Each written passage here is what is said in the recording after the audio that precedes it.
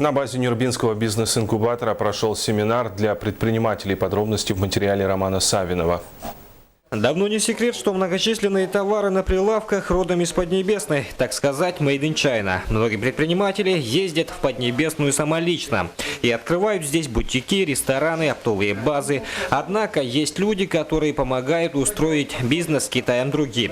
Борис Горохов в своем семинаре поделился со своими секретами работы с китайскими компаниями. Рассказал о возможностях для сотрудничества и альтернативы работы с Китаем.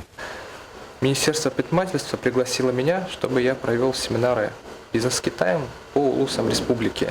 Основная цель нашего мероприятия в том, чтобы рассказать про подводные камни о работе с Китаем и рассказать, то есть поделиться нашим опытом.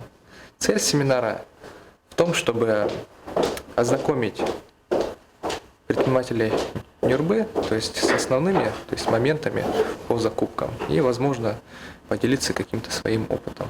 Молодой предприниматель Борис Горохов, как никто другой, знает все тонкости работы в Поднебесной и поэтому не советует тем, кто только начинает свое дело, работать с Китаем, так как велики риски. А вот для бывалых предпринимателей это самое оно. На семинаре приняли участие предприниматели со стажем, поэтому узнать о возможностях поставок из Китая для них это новый шаг к развитию своего бизнеса.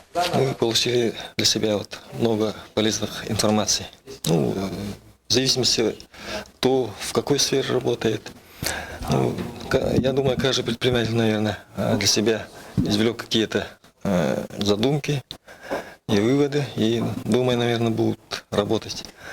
Самый такой оптимальный вариант, оказывается, работать с оборудованием. Там, оказывается, таможенная пошлина самая низкая, и у них в Китае цены в зависимости от изготовления, где изготовили, качественно, некачественно, там цена вроде бы более-менее оптимальная, чем западная.